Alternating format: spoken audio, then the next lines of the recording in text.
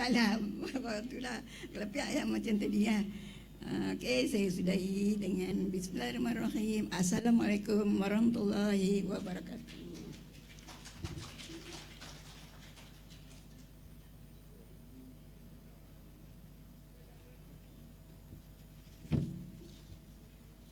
Okay, terima kasih kepada yang berusaha, Puan Amelia binti Hashim atas perkongsian sebentar tadi tentang perbezaan logat bahasa Kedah mengikut kawasan. Jadi melalui pengamatan kita boleh lihat bahawa logat Kedah ni di Alor-Star lebih lembut, biasanya lembut, sopan santun dan bersifat romantik. Itu logat daripada negeri dari Alor-Star. Namun begitu lenggok logat menjadi lebih lembut apabila mendekati negeri Perlis. Itu lebih lembut lah. Mungkin ada pengaruh daripada pai. Berbeza pula di bahagian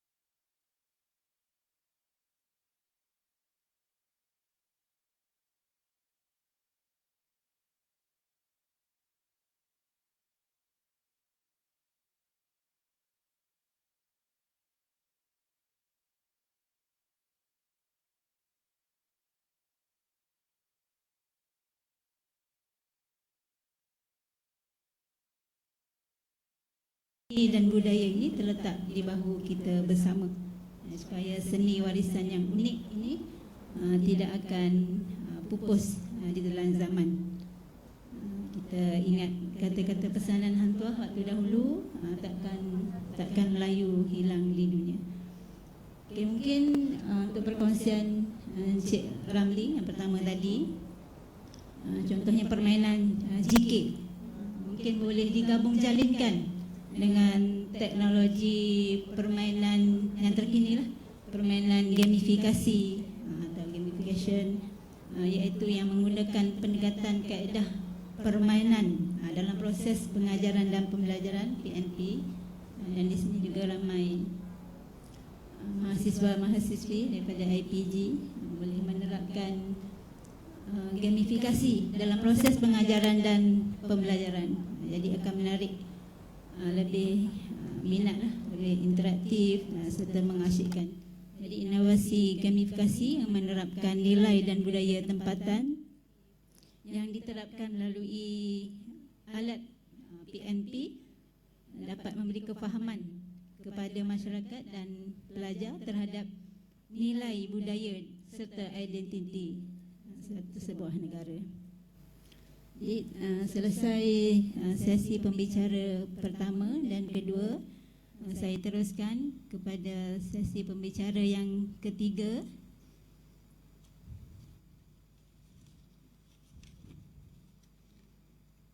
Okay, sesi pembicara yang ketiga, tokoh pembicaranya yang berbahagia Datuk Dr. Suhaimi bin Abdul Aziz, Presiden Persatuan Karyawan Pulau Pinang.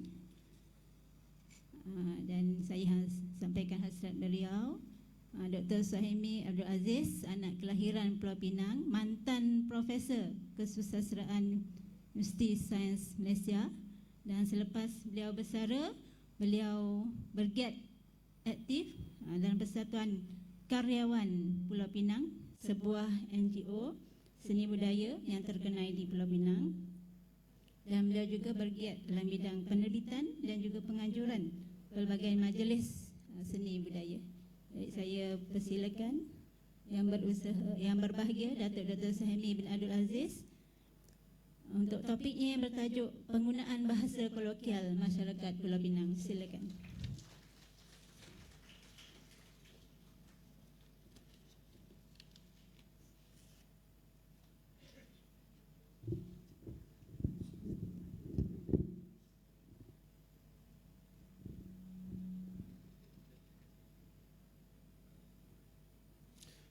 Bismillahirrahmanirrahim. Assalamualaikum warahmatullahi wabarakatuh. Salam sejahtera. Selalunya ceramah terakhir ni orang suka sebab nak balik. Bukan suka apa, suka dah nak balik dah, nak habis. Okey.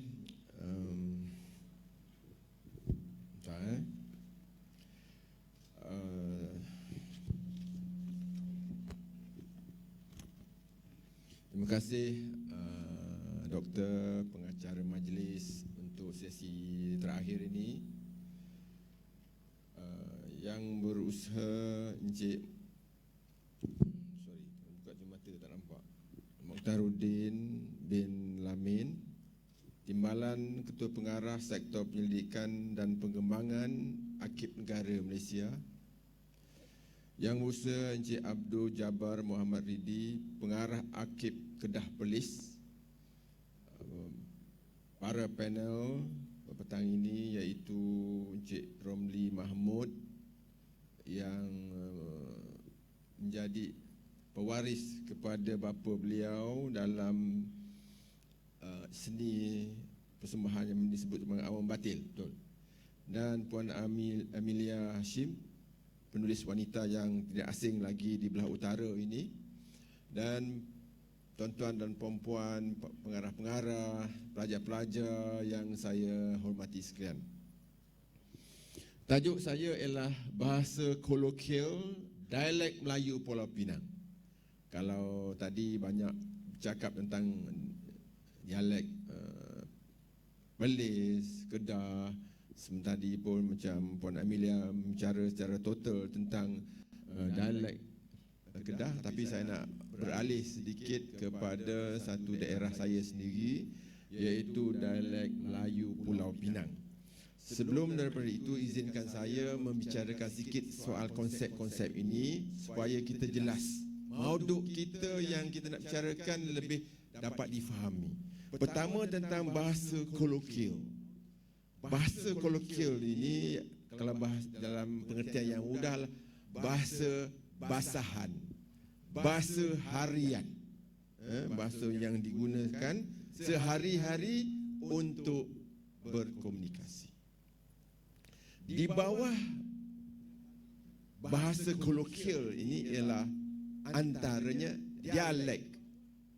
Di bawah bahasa kolokial itu adanya dialek. Lain daripada dialek ialah peribahasa. Peribahasa juga contoh bahasa kolokial. Kadang-kadang bila kita berkomunikasi ni, kita tak mau bercakap banyak, kita gunakan idiom-idiom atau peribahasa-peribahasa. Misalnya kacang hantu. Senyap, kita tahu dah. Tak payah bising banyak-banyak, kita dah sampaikan mesej.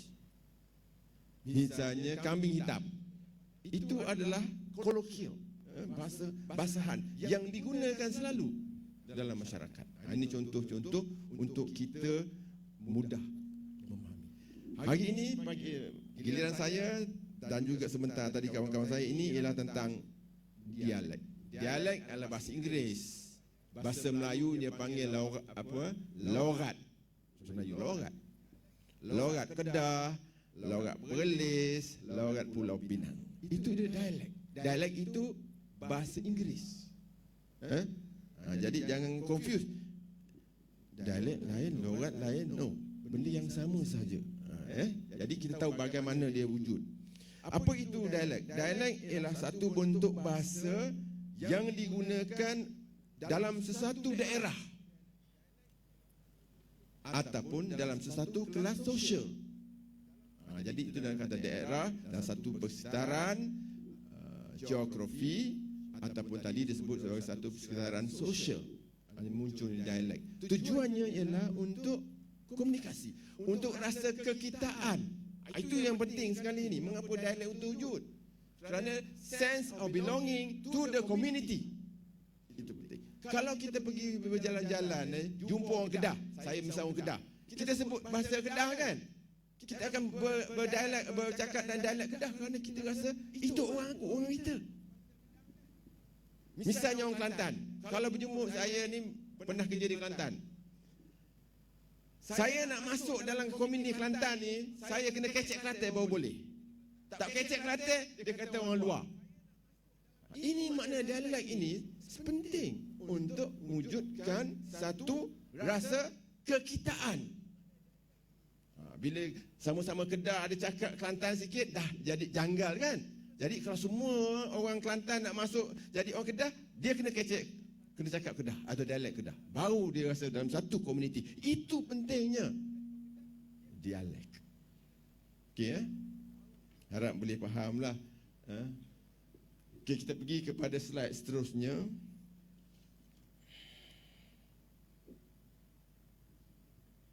Tak bergerak ni. Ni. Saya ingin bawa sedikit kepada soal sejarah lah. Sejarah. Kerana Pulau Pinang ni tidak boleh dipisahkan dari Kedah. Memanglah Pulau Pinang ini sebahagian daripada Kedah satu ketika dahulu. Sekarang tak lagi. Sekarang tak boleh dah. Kok mana pun tak boleh dah.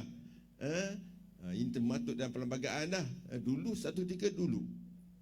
Cuba kita lihat Perlis, Kedah, Pulau Pinang, Perak ini bukan Perak, semua Perak, Perak Utara. Khususnya sampai di daerah Dinding. Mereka terkenal dengan logat utara ataupun dialek utara. Mengikut pakar-pakar bahasa, saya bukan pakar bahasa sebenarnya, saya pakar sastra, tapi boleh sikit-sikit. Kalau salah tolong tunjukkan. Mengikut pakar-pakar bahasa, dialek Kedah ni terbahagi kepada 3. Satu, utara. Dialek Kedah Utara, di mana berhampiran sempadan Thailand. Saya ni bagi mic, boleh tak bagi mic kat audience? Siapa daripada kawasan ni boleh tak cakap sikit lewat itu? Pengaruh Siam. Ini kawasan-kawasan yang dekat dengan Thailand. Perlis ni dekat dengan Thailand kan? Kawasan-kawasan mana Kedah yang dekat dengan Thailand itu? Pengaruh Siam. Dialek Melayu Kedah Pelat Siam. Ada style tu lagi, istilah kita panggil apa? Pelat Siam. Tolong angkat tangan orang yang ni dari kumpulan ni, angkat tangan. Saya nak dengar dia bercakap sikit. Tolong biar kerjasama boleh. Barulah hidup. Kita silakan bagi mic kat dia. Bagi mic tolong. Nak dengar. Dialek ini kena dengar. Cakap saja tak guna. Okey, silakan. Boleh satu ayat ke? Bagi mic, please. Mic.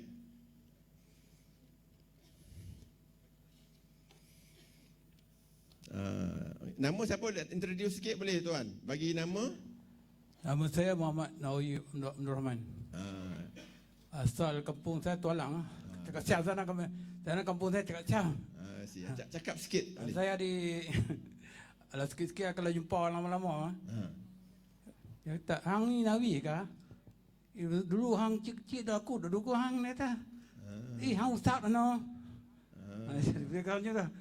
Tapi dialek Pelat Siam tu tak keras lagi lah. Ada yang terima kasih banyak lah, terima kasih banyak. Yang ada keras lagi sikit. Pekat sikit. Pekat sikit. Ada? Tu dah cayak sikit, dia mungkin dah bergaul lama, mungkin dah tinggal tempat asal ke? Ada tak? Alah mengaku ataupun malu nak mengaku. Tak ada. Sayanglah, saya nak dengar ni yang saya selalu dengar ni pergi yang nak kata Siam medap, Kedah pun tak, tapi memang dia pelat. Dialek pelet Siam. Okey, tak ada apa. Okey, sekarang ni kita pergi kepada timur.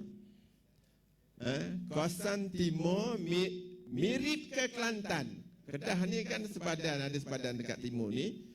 Dialek Melayu pelat petani. Ada? Saya pergi Perak tu, dekat dengan tempat saya, bukan tempat saya, tempat saya nama Batu Kurau tu, banyak tu. Dialek Kedah tapi pelat Siam, pelat petani. Tak ada? Ada? Boleh? Silakan. Terima kasih. Ini kita nak partisipasi daripada tuan-tuan.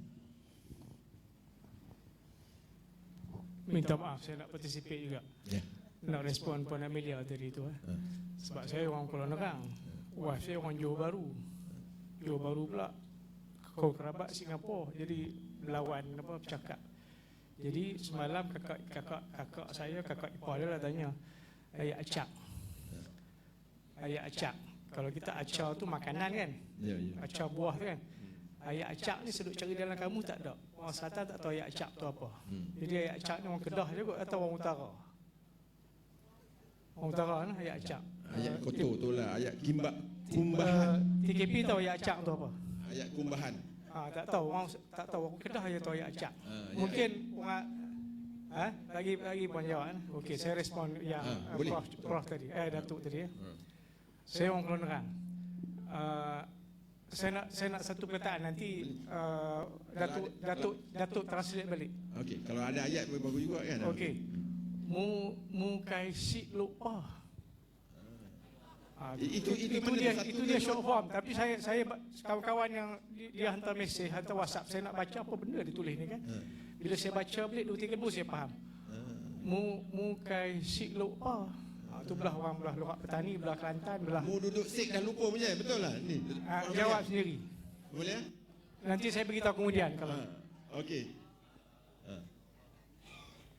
Ada yang boleh jawab? Tengok. Boleh.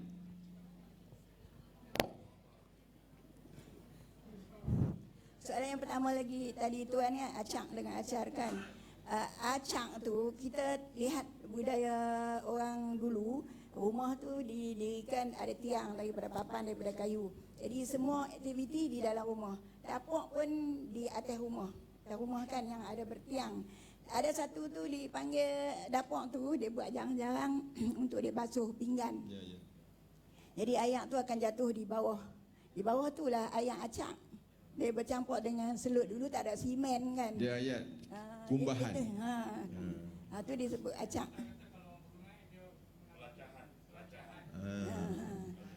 Okey, puan, tadi bahas ayat tadi macam ayat mana tu? Ulang lagi.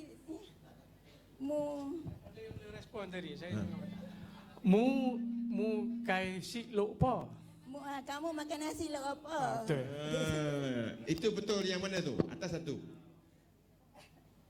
Yang atas yang satu. Yang atas kedua. Yang ayat tadi. Siam kan? Nombor satu. Okey. Okeylah. Seterusnya ialah yang ketiga.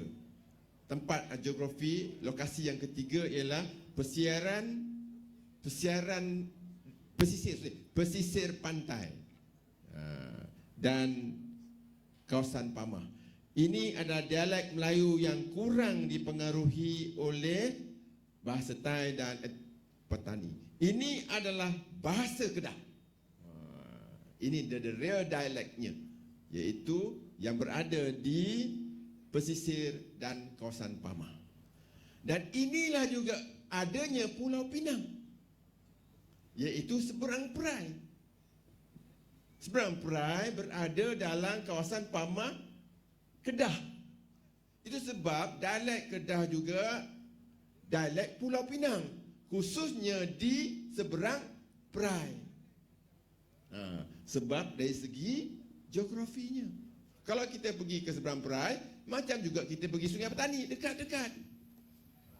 Cuma yang beza dialek Pulau Pinang ialah bila kita seberang ke pulau. ke pulau.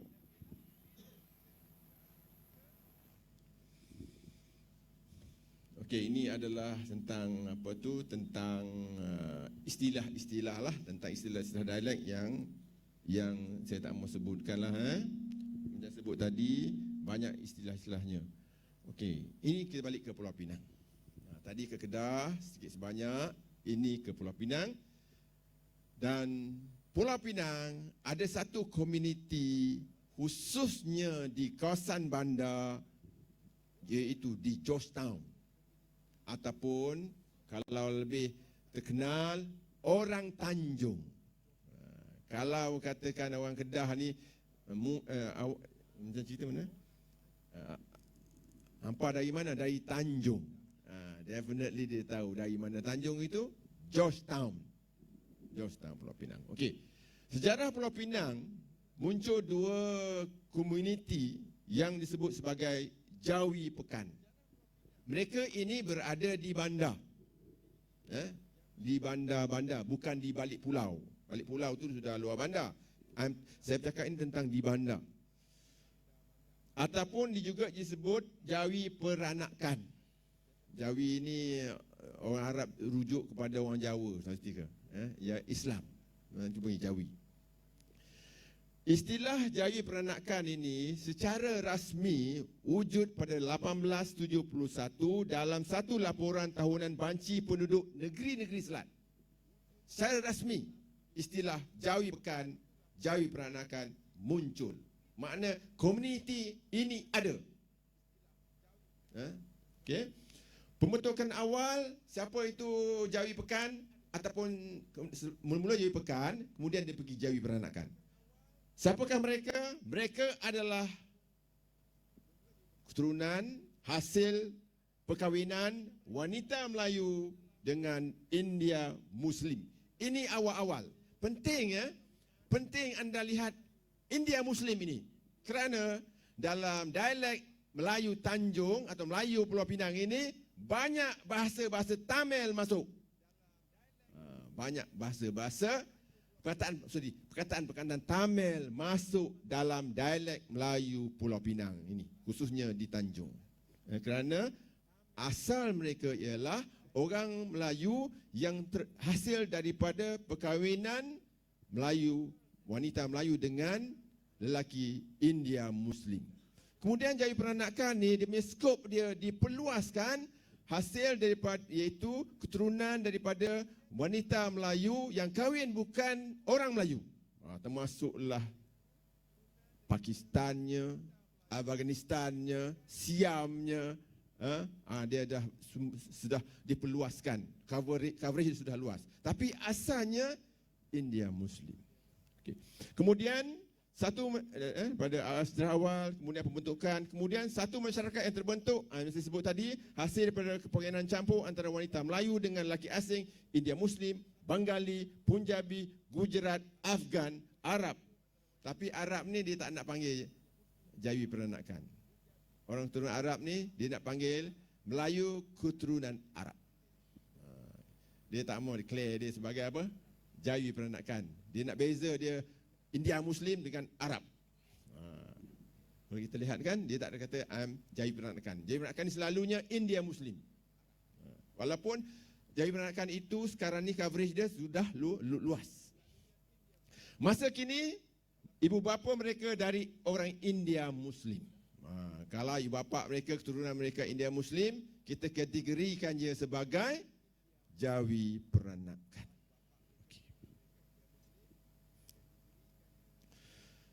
Satu contoh Jawi Peranakan. Pada tahun 1770-an, seorang lelaki India Muslim bernama Chowdhury Mohideen dari India Selatan berlayar bersama pendatang-pendatang lain ke Pulau Pinang. Ingat tuan-tuan, di Pulau Pinang ini juga di Malaysia umumnya orang India ni yang awal orang India ni, khususnya pada India Selatan, daripada Yaman semua ni, mereka adalah pengembang agama Islam. Pedagang-pedagang. Ini awal. Kemudian bila Inggeris bawa mereka datang beramai-ramai, mereka adalah buruh dan golongan profesional. Yang jadi peguam, semua itu adalah dibawa oleh Inggeris. Asalnya mereka adalah orang yang berdagang, orang yang mengembang agama. Justru itu, kalau masih ingat, kerabat diraja Kedah, pelawa orang India dari Pulau Pinang ini datang ke Kedah dan jadi keluarga mereka. Kenapa? Orang India Muslim ni, no. Orang kerabat diraja Kedah panggil mereka jadikan menantu mereka. Kenapa? Kaya. Mereka orang kaya, saudagar besar yang berdagang berbagai-bagai bahan dagangan seperti intan belian, rempah ratus, pakaian dan sebagainya.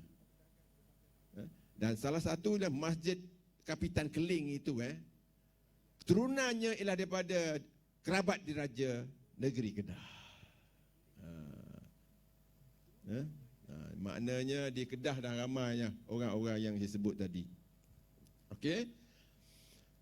Namanya berkahwin dengan Tengku Maheran, kerabat kerajaan Kedah, dan lahir generasi pertamanya dengan bahasa Tamil. Mula-mula bahasa Tamil. Kemudian seperti Osman Naina, anak mereka tengok Osman Naina, Udman Kandu, Udman Bibi. Kemudian lahir generasi kedua dengan bahasa Melayu. Barulah dialek Melayu Pulau Pinang muncul. Sebelum itu bahasa apa? Tamil. Sebab mereka lebih cair kan? Lebih cair, lebih berkembang dengan masyarakat tempatan, bergaul dengan masyarakat di Pulau Pinang, di seberang perai Kedah. Mereka import dialek-dialek daripada Kedah dan seberang perai ini. Maka jadi bahasa pertuturan. Okey. Dua aspek dialek Melayu Pulau Pinang ini. Pertama, pengaruh bahasa Tamil. Di dalam dialek Melayu Pulau Pinang ini, khususnya saya sebut Tanjung, jangan semua anggap dialek Melayu Pulau Pinang ini cover semua Pulau Pinang. Tidak. Saya cakap ni di Tanjung, di bandar Georgetown. Faham tak? Georgetown. Kemudian selain pada leksikon, vocabnya, perkataan-perkataan itu, tata bahasa itu, yang kedua ialah